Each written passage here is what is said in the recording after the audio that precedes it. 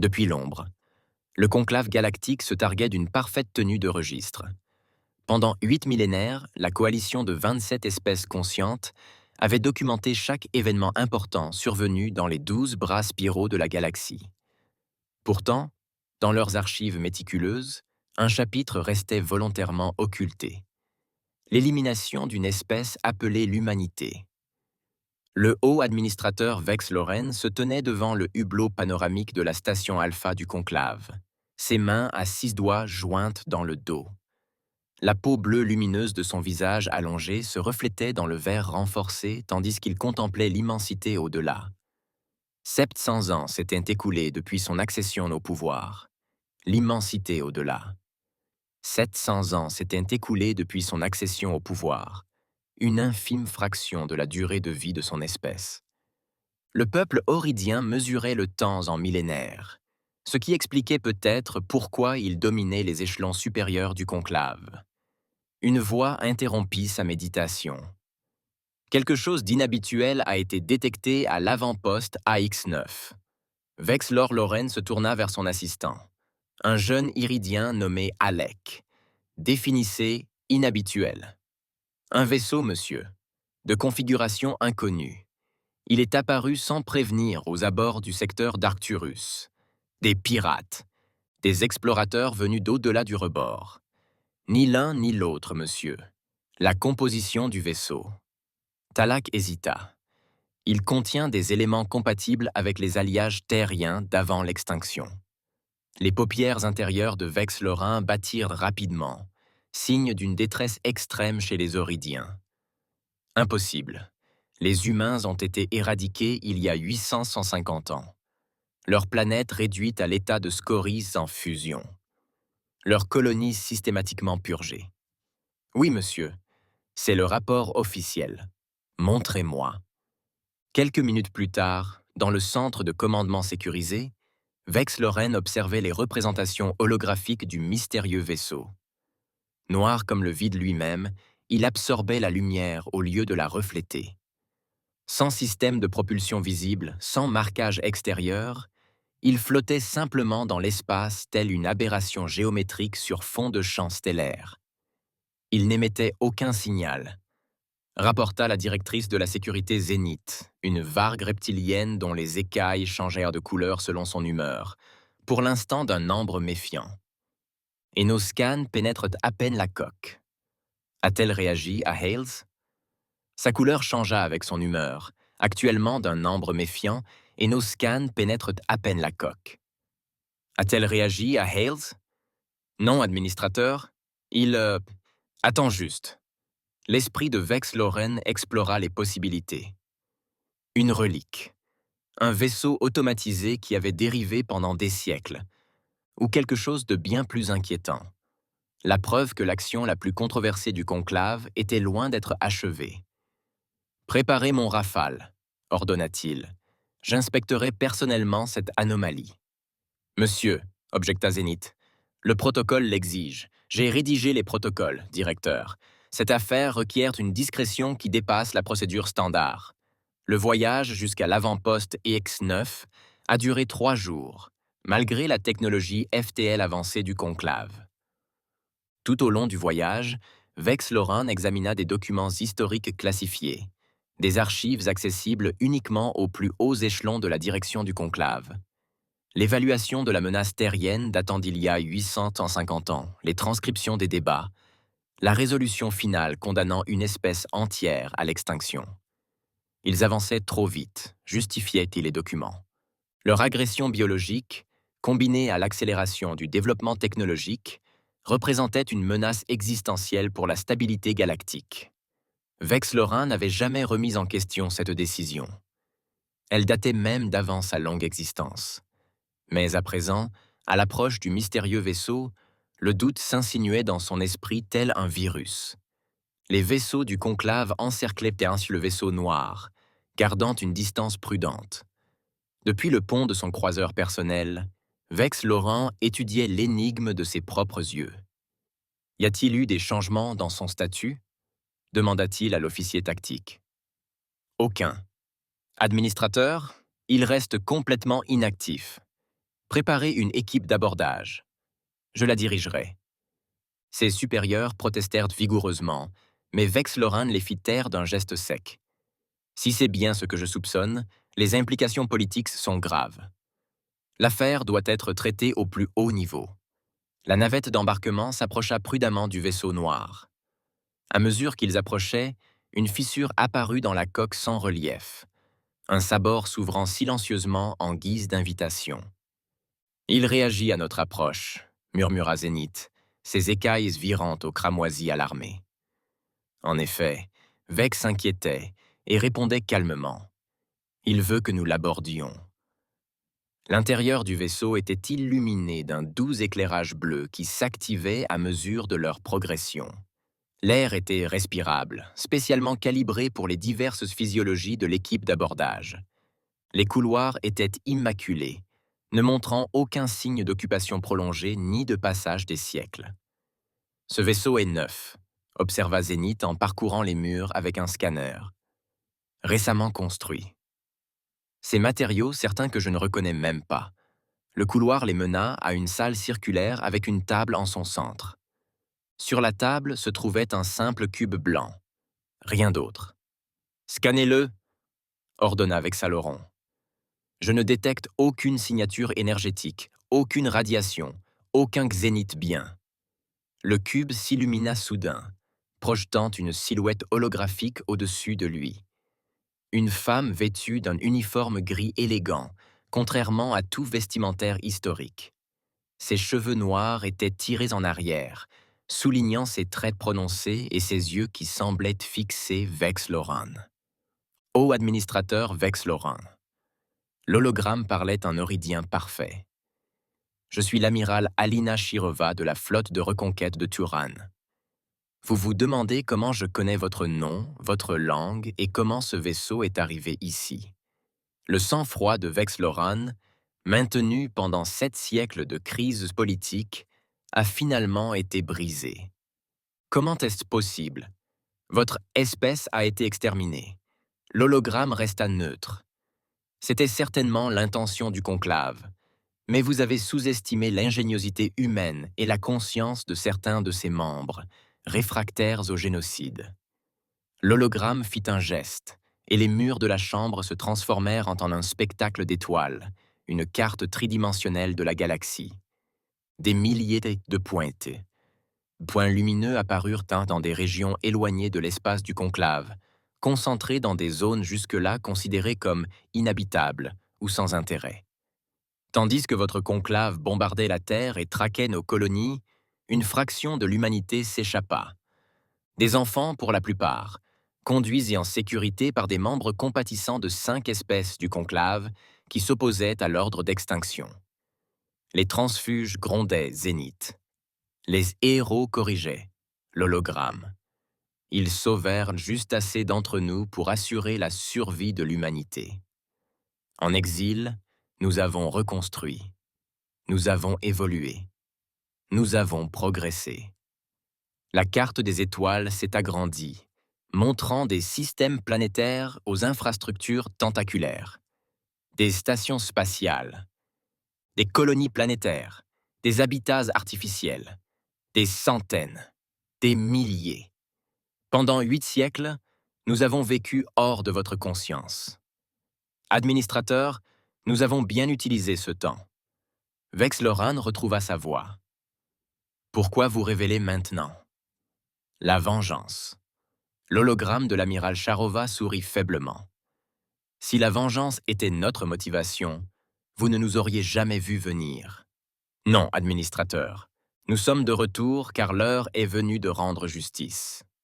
La carte stellaire a changé, montrant une flotte massive de vaisseaux se dirigeant vers l'espace du conclave. Non pas en formation d'attaque, mais dans une progression organisée et délibérée. Dans 7 jours, des représentants de l'humanité s'adresseront à l'assemblée plénière du conclave. Nous présenterons les preuves de l'ordre génocidaire illégal, de la dissimulation qui a suivi et de la complicité de générations de dirigeants du conclave.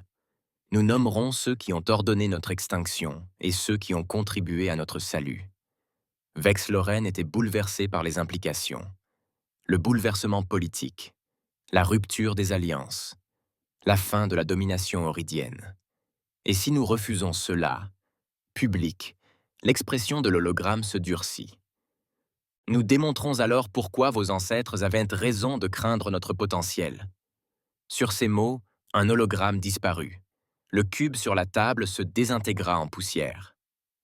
Administrateur, la voix de Zénith était étranglée par l'inquiétude.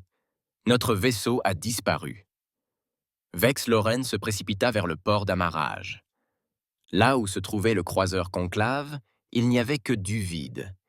Les capteurs de sa combinaison environnementale confirmaient l'impossible.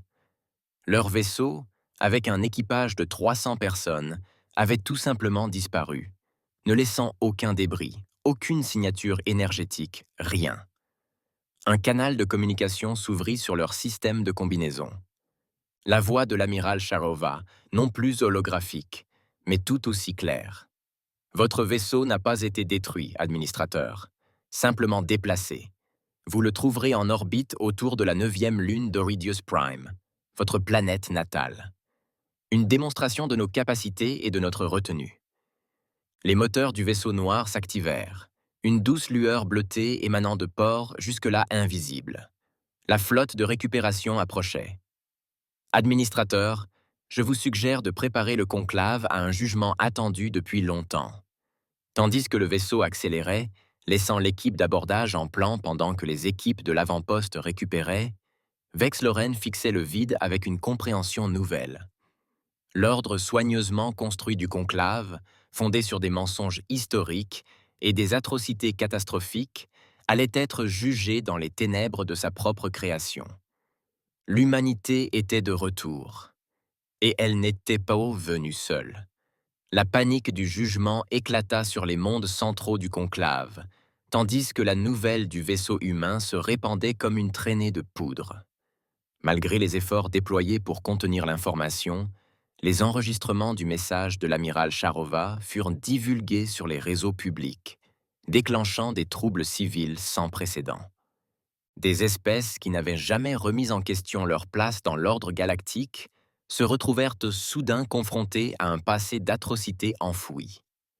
Dans la grande salle d'assemblée du Conclave Prime, des représentants de 27 espèces se réunirent en session d'urgence. L'immense salle circulaire, conçue pour mettre en valeur l'unité et la force du conclave, crépitait désormais de tensions et d'accusations. « Les Auridiens le savaient », cria Trell, représentant de l'insectoïde Vespérie. « Ils ont toujours su que certains humains avaient survécu. » L'insectoïde Vespérie. « Ils ont toujours su que certains humains avaient survécu. » « Tout comme les Arctariens, » rétorqua une autre voix. Ils faisaient une partie des transfuges qui les avaient aidés à s'échapper. Au cœur de la tempête, Vex Loren se tenait calmement, son instinct politique aiguisé par l'âge prenant le dessus malgré le chaos. Honorable représentant, sa voix résonna dans toute la salle. Honorable représentant, sa voix s'éleva dans toute la salle. Cette crise exige l'unité et non la division. Les humains prétendent rechercher la justice, mais leur retour menace tout ce que nous avons bâti. Peut-être faudrait-il le menacer, fit une voix douce. L'assemblée se tut tandis que l'aîné Mithran des Arctariens se levait de son siège. Ancienne, même selon les critères des espèces à longue durée de vie, sa silhouette aux écailles argentées se déplaçait avec une grâce surprenante à l'approche du podium central. « J'étais là, » dit-elle simplement. Il y a 8 siècles, j'étais assise dans cette même salle en tant qu'attachée diplomatique subalterne, tandis que le conclave débattait du sort de l'humanité. J'entendais les arguments, j'assistais au vote. Le regard lumineux de Mithran balayait l'assemblée. 5 espèces se sont opposées à l'ordre d'extinction. 5 sur 27. Pas assez pour empêcher l'atrocité, mais suffisamment pour agir. Nous avons sauvé ceux que nous pouvions. Surtout des enfants. Nous les avons cachés dans les recoins oubliés de la galaxie. Et pour notre compassion, notre espèce a été punie. Nos colonies ont été restreintes. Nos voix ont été réduites au silence dans cette assemblée. Vex Loren s'avança. Ancien Mitrin, vous avouez avoir trahi le conclave. J'avoue avoir empêché la réussite totale d'un génocide, rétorqua-t-elle. Et je ne suis pas seul. Dans la salle, des représentants de 5 espèces, Arctariens, Vesperi, Exor, Tenduri et Novan, se levèrent de leur siège en signe de solidarité silencieuse. Nous avons maintenu le contact avec l'humanité au fil des siècles, poursuivit Mitran. Nous les avons vus reconstruire à partir de presque rien. Nous les avons vus transformer leur exil en quelque chose d'exceptionnel. L'écran principal de la salle s'est activé, diffusant des images en direct des confins de l'espace du conclave. Une flotte était arrivée, composée de milliers de vaisseaux de conceptions diverses, tous arborant le même insigne, un phénix s'élevant d'une sphère bleue. La flotte de reconquête humaine a pénétré le territoire du conclave, annonça le système de sécurité. Elle diffuse sur toutes les fréquences. Le visage de l'amiral Charova apparut sur tous les écrans. Derrière elle se tenait un groupe d'humains divers, de couleurs, d'âge et de caractéristiques physiques variées, témoignant de la diversité de leur espèce. « Peuple du conclave », commença-t-elle. Pendant 8 siècles, vos dirigeants ont caché la vérité sur la destruction de la Terre. Ils ont prétendu qu'il s'agissait d'une catastrophe naturelle, alors qu'il s'agissait d'une extermination délibérée. Ils ont enseigné à des générations que l'humanité était une impasse évolutive, alors qu'en réalité, nous étions considérés comme trop puissants pour être autorisés à exister. L'expression de l'amiral resta posée, ne trahissant ni colère ni triomphe. Nous ne sommes pas venus pour la vengeance, mais pour la reconnaissance, non pour la guerre, mais pour la justice. Depuis son poste de commandement privé, Vex Loran regardait la retransmission avec une appréhension croissante. À côté de lui, le commandant militaire Drax, de l'espèce guerrière Krell, grogna de frustration.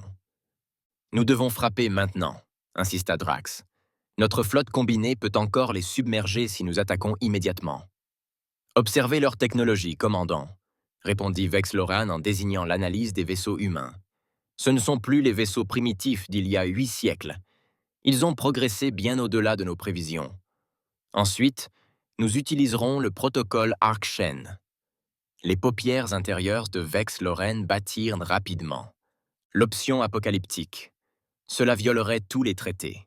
« Ils ont déjà violé notre territoire souverain, » rétorqua Drax. « Le protocole Arc-Shen a été créé pour les menaces existentielles. Quelle plus grande menace qu'une espèce que nous avons déjà décidé d'éliminer ?» Après un moment de réflexion, Vex Loran hocha la tête d'un air sombre.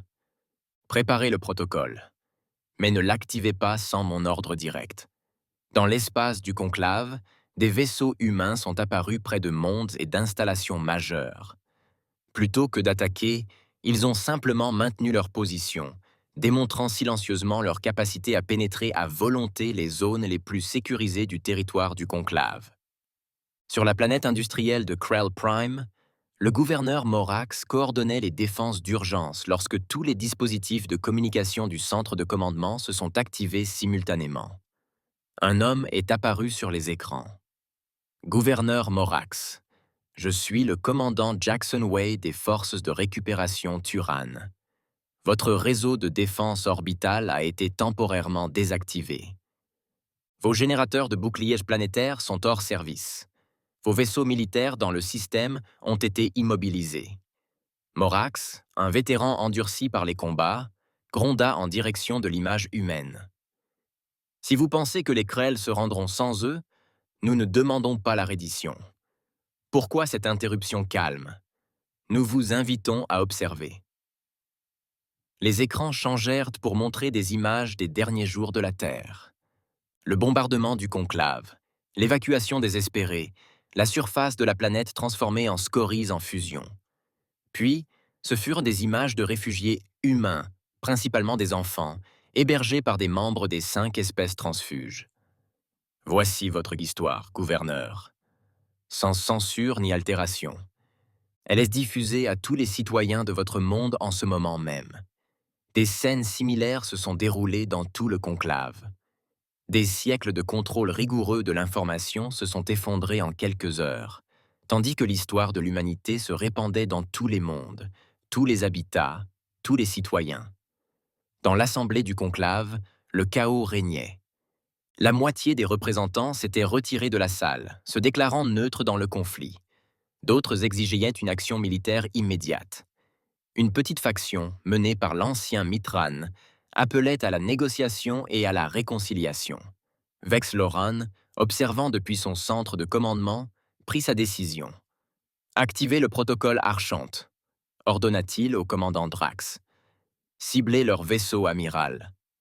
Au cœur d'un trou noir artificiel, au cœur du territoire du conclave, une arme ancienne prit vie. Technologie volée à une civilisation qui s'était auto-exterminée quelques heures auparavant. L'appareil Archante pouvait détruire la matière à l'échelle quantique, anéantissant sa cible sans espoir de défense ni de récupération. À mesure que l'appareil se mettait en marche, les systèmes de ciblage se verrouillaient sur le vaisseau amiral humain, où l'amiral Charova poursuivait sa transmission vers les mondes du conclave.